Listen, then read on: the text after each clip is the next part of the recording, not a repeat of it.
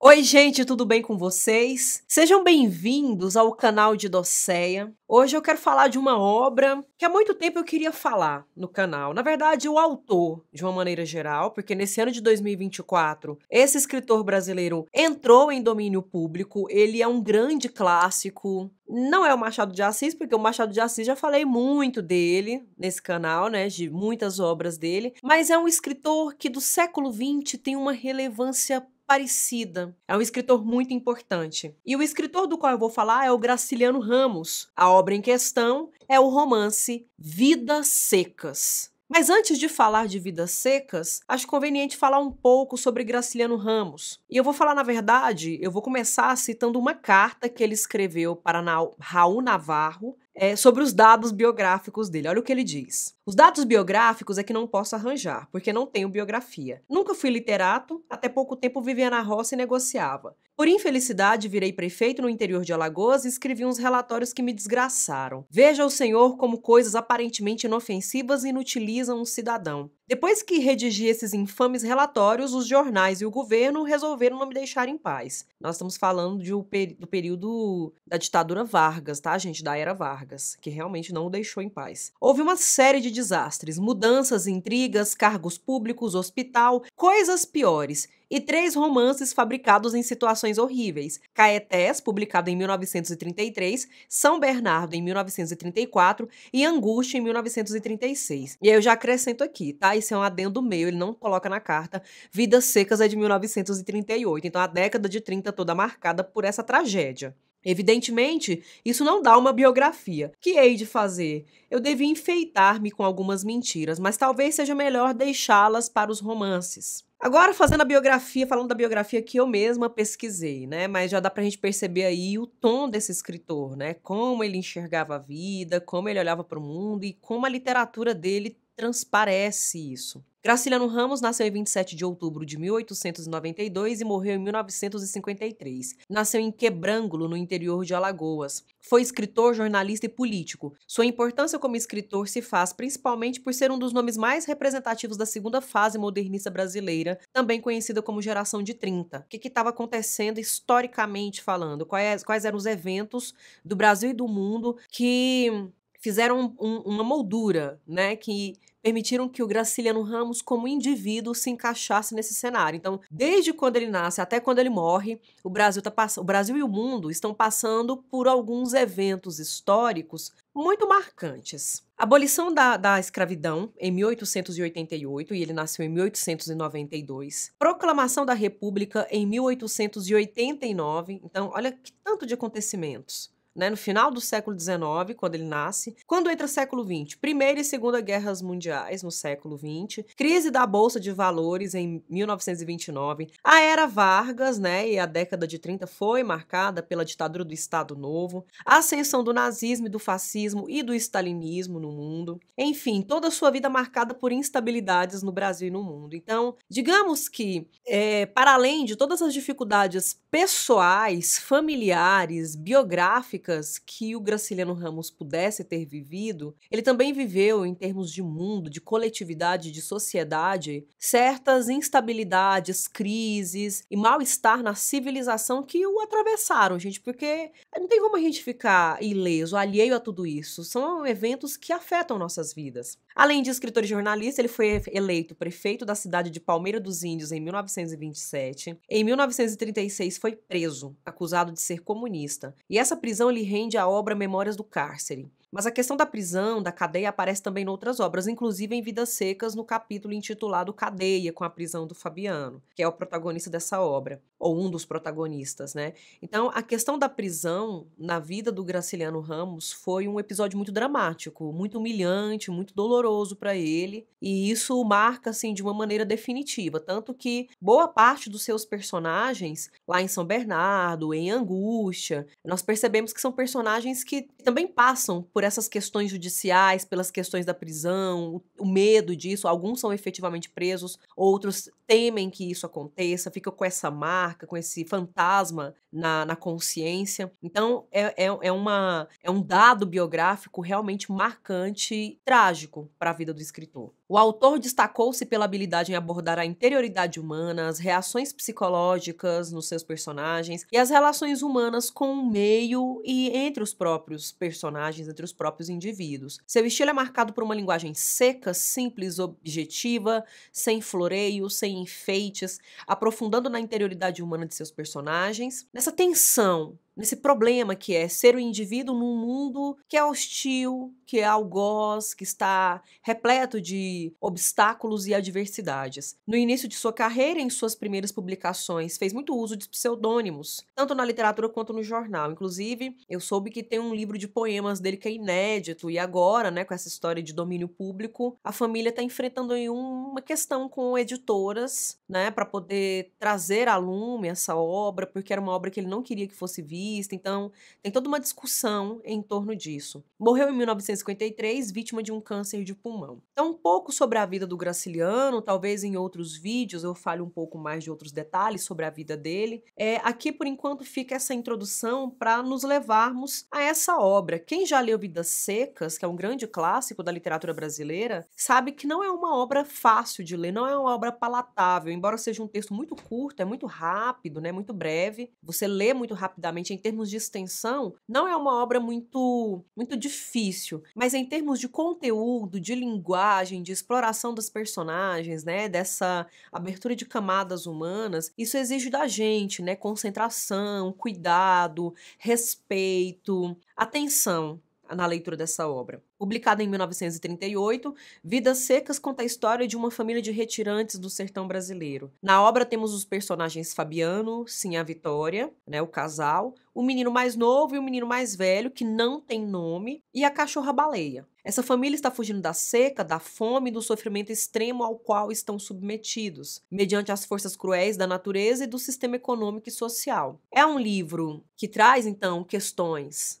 políticas, questões sociais, é um romance considerado engajado, né? A literatura do Graciliano Ramos é considerada engajada por não se preocupar somente com a questão da linguagem, com a questão do estilo, da estrutura do texto, né? Por não tratar somente da questão literária, mas por pensar a realidade, o papel da literatura na realidade, o papel do escritor na realidade. Então, tem esses elementos importantes. Nenhuma surpresa, né, gente? Saber que é uma obra que está inscrita nesse período relativo à segunda fase do modernismo brasileiro, que é a chamada Geração de 30. É uma obra muito marcada por crítica e denúncia social, por traços de realismo nas suas obras, por um caráter mais regionalista, né? Porque foram obras da literatura que se voltaram muito mais para cenários brasileiros que até então não haviam sido explorados até o início do século XX, porque a literatura brasileira, de uma maneira geral, desde a colonização, né, desde ali do século XVI ou XVII, ela passa pela Bahia, depois ela vai para o grande centro brasileiro, que é São Paulo, né? Aliás, antes disso, né, Nordeste, Bahia, depois vai para Minas Gerais, no século XVIII, no arcadismo, e depois vem para São Paulo e Rio de Janeiro. Rio de Janeiro primeiro e São Paulo. Tanto é que Rio de Janeiro foi capital federal durante um certo tempo. Rio de Janeiro e São Paulo.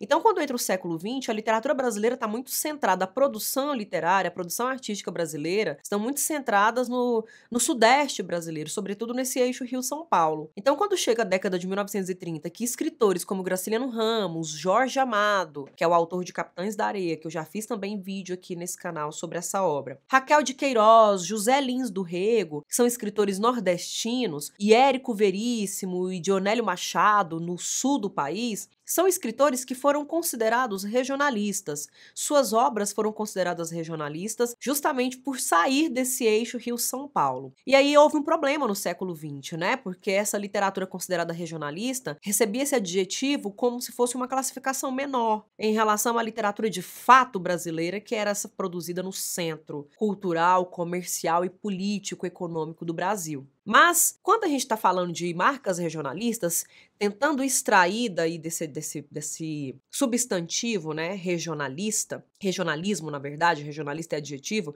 tentando extrair desse substantivo essa carga pejorativa, nós podemos entender como uma literatura que deu muito foco em aspectos típicos de determinadas regiões brasileiras. E é o que a gente vê em Vidas Secas. Vidas Secas se passa na Caatinga, se passa nessa Mata Branca, né, no sertão baiano, no sertão sertão nordestino, no sertão pernambucano, né? Não especifica qual é a região, qual é o estado brasileiro. Mas quando a gente vai pesquisar caatinga brasileira, sertão baiano, sertão pernambucano, sertão nordestino de uma maneira geral, na época da seca a gente vê aquele cenário de mata branca, né? Que as árvores secas, muito resilientes, resistindo à seca, mas para um ser humano isso é quase que impossível. Então, o cenário que é descrito, né? Toda a cor local, as árvores, os pássaros, a situação do solo, o calor, tudo isso faz referência a determinadas regiões. Outro aspecto importante desse romance que a gente precisa considerar é que alguns estudiosos consideram como um romance desmontável, né? Porque são capítulos independentes. São 13 capítulos ao todo. A gente tem 13 capítulos nessa obra que são de fato realmente independentes. Parece que cada um em si tem uma totalidade. Existe uma relação de antes e depois, só que ela não é impositiva, obrigatória. E se você pega, por exemplo, e começa a ler do capítulo Baleia, por exemplo, não há uma obrigação de você ter lido os capítulos anteriores para você entender que a cachorra é a protagonista desse capítulo e que ela tem pensamentos, desejos, sonhos, anseios, angústias, quase como uma subjetividade humana. Menciona Fabiano e você entende que o Fabiano é o dono dela, mas se de repente não houvesse um capítulo explicando o Fabiano e esse texto fosse só um conto, nós como leitores nos daríamos por satisfeitos apenas com esse capítulo. Entretanto, quando a gente considera a totalidade da obra, que a gente entende que Vidas Secas é um romance, mesmo essa fragmentação, né, esse caráter desmontável dos capítulos, é importante ter em mente, né, ter na nossa atenção a posição do primeiro e do último capítulo. O primeiro capítulo é o Mudança e o último capítulo é Fuga. E são 2 capítulos nos quais essa família está fugindo da seca. Mudança, eles estão procurando um lugar, eles já saíram de casa há um tempo, estão procurando um lugar para se alojar, e Fuga é depois de muito tempo que eles encontram, né? Eles encontram um rancho que estava desocupado, e aí eles ficam ali por um tempo, aí o dono chega e se torna patrão de Fabiano, e aí o tempo vai passando, ele vai se encalacrando, né? Uma palavra que aparece muito no romance, que está sempre envolto em confusões, em enrascadas, ele vai se encalacrando e ele precisa fugir porque ele descobre que tem uma dívida muito estranha com o patrão e a seca tá voltando, né? A seca chega com força total novamente, então ele precisa ir embora. Então, a posição do primeiro e do último capítulo, né, o final como o começo, o livro terminando como começa, traz muito essa ideia de um caráter circular, cíclico, né, de que essa luta, essa sina desses personagens nunca acaba. Sempre essa vai ser a luta deles, né? Em busca de condições mínimas de sobrevivência mediante a imposição cruel da natureza com a seca e a imposição cruel do próprio ser humano, os seus semelhantes, com essas relações de poder, essas relações assimétricas de poder. Então isso precisa ser levado em consideração, né? A luta pela sobrevivência é sempre se repetindo. Agora, essa coisa da vida nômade deles, né? É uma andança infinita praticamente, né? Tá sempre se repetindo. É uma das características que poderia justificar esse caráter fragmentado da estrutura do romance, né? É como se um capítulo, aí tem um buraco, o capítulo seguinte, quase que às vezes não há uma ligação de obrigação, de causa e efeito entre um capítulo e outro, né? Você lê o capítulo Fabiano, aí você lê o capítulo Cadeia, ele é preso, na sequência é o Sim a Vitória, não conta pra gente como ele saiu da prisão, mas ele já tá em casa, já tá no outro momento da vida dele, com Sim a Vitória, e Sim a Vitória angustiada porque quer uma cama de verdade, uma cama de couro. Então, essas relações de causa e efeito, elas não são muito bem detalhadas, pormenorizadas na obra. E isso, de certo modo, até combina com a fragmentação da constituição desses personagens, né, que são figuras nômades, são pessoas que não conseguem estabelecer uma moradia fixa, uma residência fixa, constituir memória, constituir vida e história num determinado lugar, né? Eu fico pensando, por exemplo, eles fazendo mudanças sempre e carregando só algumas poucas coisas, né? Um pouco d'água, as panelas nas quais vão preparar comida no meio do caminho, uma trouxa com roupas e é isso, não carrega móveis, não carrega álbum de fotografias, né, que é um excelente elemento para configurar memória. Como eles não têm uma estadia fixa, eles não podem adquirir bens, né, e ter ter apego a objetos, assim, a Vitória sofre muito porque não tem uma cama. E como ela poderia ter uma cama se ela tá sempre mudando? Como eles carregariam essa cama, né? Então isso é uma coisa também a se pensar que a obra pode colocar pra gente. E aí algo que é interessante pra gente pensar sobre a questão da linguagem, né? Por que que a linguagem do Graciliano é tão seca, é tão objetiva, sem floreios? E a gente percebe isso nos personagens também, né? O Fabiano é um personagem que tem muita dificuldade de se expressar, de se comunicar. Obviamente, a gente percebe que ele não teve instrução, formação escolar mínima, não tá em contato com as outras pessoas, ele tem dificuldade, né? Às vezes ele vai falar com alguém, quando ele tá na cidade, ele tenta se comunicar, mas fala alguma coisa, a coisa é mal entendida. Então ele sofre, ele padece mesmo de uma grande dificuldade de comunicação. E aí isso fica evidente na secura do discurso, na secura do verbo, na secura do ambiente, né? Eu penso muito num trecho que lá no São Bernardo o Paulo Honório fala, né? O Paulo Honório é um sujeito que é difícil, ele é muito turrão, ele é agreste. E aí ele fala que ele levou uma vida agreste, porque ele é um narrador personagem. Ele fala que ele viveu uma vida agreste, ele levou uma vida agreste. Não tinha como ele ser diferente disso, né? Ele também haveria de ser um homem, um sujeito agreste. Eu penso mesmo aqui com o Fabiano, né? Que é um indivíduo rude, é grosseiro, é seco, né? Sem rodeios, sem floreios, mas tá sempre cuspindo, tá sempre lançando pedaços monossilábicos de palavras, de frases, tá mais utilizando onomatopeias, parece que se entende melhor com os animais do que com as pessoas. Mas olha a vida que esse homem leva, que esse homem vive, né? É muito difícil esperar que ele tenha um outro comportamento, né? Que não seja aquilo que a vida impôs para ele. Seria até idealização, pensar numa postura mais poética e romântica aos moldes do romantismo do século XIX, entende? Seria uma idealização, algo que não funciona aqui para a geração de 30, porque o caráter da geração de 30 é ser realista mesmo, né? De denunciar os problemas, tais como eles se manifestam na nossa sociedade. E aí todo o cenário é de seca. A natureza, a caatinga, a falta de chuva, e quando a chuva vem, ela vem ameaçadora também. As aves de arribação que vêm anunciar a chegada de nova seca, porque essas aves, né, principalmente no capítulo O Mundo Coberto de Penas, esse capítulo ele tem um duplo sentido, porque é um mundo coberto de penas, porque são vários pássaros sobre as árvores comendo os frutos, os poucos frutos que restam. Mas há também esse mundo carregado de piedades, de misérias, de sofrimentos, né? Que essas aves estão vindo anunciar, porque, assim, a Vitória olha, né? Nós vamos morrer. Se eles estão comendo tudo, nós vamos morrer. Estão anunciando a nossa morte também. O Fabiano demora a entender, mas quando ele entende, ele percebe o quão sagaz, assim, a Vitória é. Até mais que ele, né? De perceber como uma coisa tá ligada à outra. Ela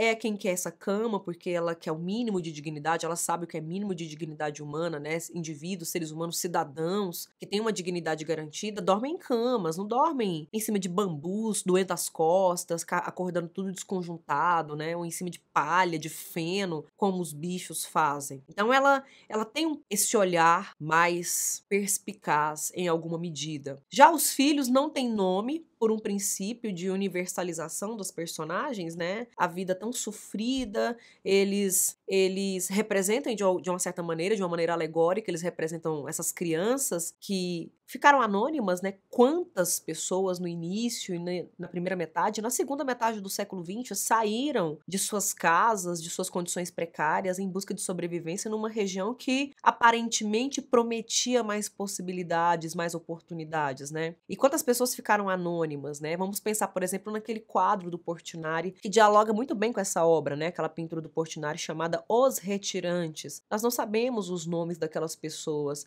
e nunca saberemos porque não são só aquelas pessoas, são várias pessoas que passaram por essa situação no século XX. Mas também essa coisa dessa carência de palavra, dessa carência de verbo, dessa falha na comunicação. Fabiano e Sinha Vitória não têm sobrenome, e os filhos não têm nome. Em momento algum do romance é mencionado se eles chegaram a ser batizados, a gente não sabe se eles receberam algum nome. E isso vai ficando cada vez mais evidente até nas relações familiares, na tentativa deles de se comunicarem, e é sempre uma comunicação muito interditada, muito cheia de falha, né? A falência da linguagem como num momento em que o menino mais velho fica obcecado pela palavra inferno. Ele acha a palavra muito bonita, mas ele não aceita que o sentido seja horrível, como é o que assim a Vitória explica pra ele. Ele chega ao ponto de perguntar pra ela se ela já esteve lá pra saber.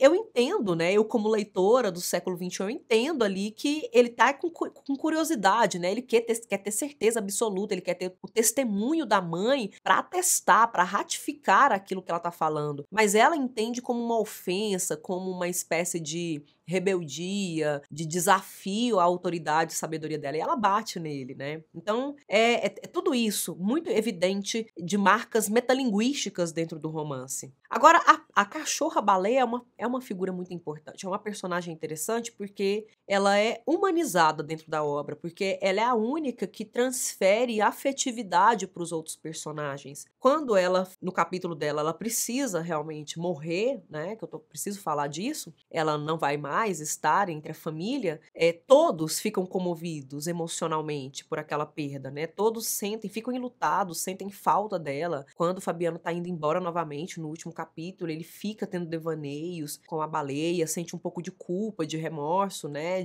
dela ter morrido, né, ela estava doente e ele precisou sacrificá-la, precisou abatê-la. Então ela é a única personagem que consegue costurar uma rede de afetividade entre os personagens. E no capítulo dela, ela tem pensamentos, um dos desejos dela era poder continuar viva para poder alimentar a família, para poder caçar preás e trazer para a família e dividir com a família, que ela sempre fazia isso, ficar com os restinhos de ossos. E quando ela tá morrendo, ela imagina uma espécie de céu dos cachorros, de paraíso dos cachorros. Então, não dá para negar que dentro do romance, a personagem ela é construída, né, a cachorra, o animal é construído com uma subjetividade, né, quase próxima de uma humanização. Ao passo que, por outro lado, os personagens humanos são desumanizados. O Fabiano, no início, no capítulo intitulado Fabiano, com o mesmo nome dele, tem um momento que ele fala em voz alta: "Você é um homem, Fabiano", e aí ele se assusta e nega isso e começa a afirmar uma outra coisa: "Você é bicho, Fabiano, você é bicho". Só que aqui há um duplo sentido, né, há uma ambiguidade. Ao mesmo tempo que ele se entende bicho porque ele é grosseiro, ele é rude, ele é abrutalhado, mas ele também é forte, ele é resistente, ele sobrevive a condições muito áridas, muito adversas de vida que talvez outros seres humanos não conseguissem, né? Então ele se considera também como forte, como valente e sobrevivente, como a própria baleia, por exemplo. E aí uma coisa que é interessante da gente pensar, né? Que o homem é fruto das suas relações sociais, ele é fruto da natureza em que ele vive, da sociedade em que ele vive. O Fabiano é embrutecido e desumanizado pelo meio, pelo meio, né? O ambiente em que ele tá, pela natureza, né? As condições de secura extrema, pela sociedade que é assimétrica, é brutal, é violenta, é preconceituosa, é desumana, né? Então a gente percebe aí algo de interessante que aponta para o determinismo do século XIX, o determinismo que foi uma corrente do cientificismo que participou, que contribuiu para a construção de obras do realismo e do naturalismo. E a gente vê essa herança aqui nesse neorrealismo, nesse neorregionalismo do século XX na geração de 30. A grande luta das personagens, né? Os personagens estão numa luta com o mundo, estão numa luta com a natureza, estão numa luta contra a sociedade, com a sociedade, né, sempre nesse duelo, uma luta contra si mesmo muitas vezes e numa luta contra os outros, né? É o que Lukács e Goldman chamariam de herói problemático, né? Esse herói que não está em harmonia com o mundo, que não consegue se encaixar, que não consegue harmonizar, não consegue resolver as singularidades, as discrepâncias e as distorções, mas também não consegue se livrar disso, não consegue se ausentar disso. E quem são os antagonistas humanos de Fabiano? O patrão, o governo, que é representado metonimicamente na figura dos seus funcionários, como um fiscal, um cobrador, por exemplo, e o soldado amarelo, que é o que humilha Fabiano, que é o que manda ele pra cadeia, espanca, manda espancá-lo, sem motivo. Isso é muito interessante, porque o Fabiano não sabe, ele sabe que tem uma injustiça acontecendo com ele, mas ele não consegue se expressar, ele não consegue dizer por que ele sabe, por que ele acha que algo de errado está acontecendo. Isso nesse momento e no capítulo Contas, quando o patrão está fazendo a as contas ali do que tem que passar de dinheiro para ele, de uma compra e venda. Ele percebe que o patrão tá levando uma parte a mais, tá usurpando dele, tá subtraindo dele injustamente. Ele sabe que tem algo errado acontecendo, mas ele não consegue entender. Ele não consegue dizer, ele não consegue se expressar, porque ele abre a boca para falar alguma coisa, sempre vem algo torto, mal elaborado, porque ele tem dificuldade com a linguagem, com a comunicação. Só que tudo isso é importante, né, que eu quero falar agora para fechar, pensando na figura do narrador. O narrador é um narrador observador, ele tá de fora, ele é onisciente, não é o narrador personagem. Só que o narrador, ele lança sobre esses personagens um olhar interiorizado. Então, quando ele vai contar pra gente desses eventos, né, do que acontece com Sim a Vitória, com o Fabiano, com a própria Baleia, com o menino mais novo e o menino mais velho, ele não conta de fora de uma maneira objetiva e neutra, mas é como se ele entrasse dentro do personagem e ele vai contando tudo isso pelo filtro da interioridade, da subjetividade dos personagens. Os pouquíssimos e pequenos acontecimentos, que a obra não tem tantos acontecimentos assim, eles são trazidos pela perspectiva, pelo olhar íntimo, interior e psicológico desses personagens, de como essas vidas secas, essas vidas interditadas, essas vidas obstruídas e esterilizadas por conta de toda essa série de hostilidades e de dificuldades impõem sobre eles. Fica aí também, inclusive, a explicação e a justificativa do título dessa obra. Por que é Vidas Secas? Poderia ser qualquer outra coisa, poderia ser Fabiano, poderia ser Baleia, poderia ser um mundo coberto de penas, mas não, é Vidas Secas, porque ele é amplo, ele é maior e ele retrata todas essas vidas ressequidas, ressecadas por uma série de dificuldades e de imposições violentas. Eu espero que vocês gostem dessa obra, que vocês apreciem, porque é um livro muito, apesar de muito dolorido, muito doloroso, ele é muito bom de ler. É um grande clássico da literatura, é uma obra genial, embora o Graciliano na época não reconhecesse a sua genialidade, mas nós podemos fazer isso, né? Nós somos leitores dele. Ele era genial, ele conseguiu trazer poeticidade em meio a tanta secura e tanta dificuldade na sua própria linguagem, porque nós olhamos para esses personagens como humanos, como pessoas muitas vezes que a gente já viu, conheceu, já viu em notícia, ou já ouviu falar de alguém próximo, conhecido, ou já foi, de certo modo, em alguma medida, um pouco desses personagens. Espero também que vocês gostem desse episódio, comentem, dialoguem comigo, curtam, compartilhem, principalmente se vocês estiverem nesse processo de leitura e quiserem dialogar um pouco mais. Eu vou ficando por aqui, eu agradeço a atenção de vocês, até o nosso próximo episódio.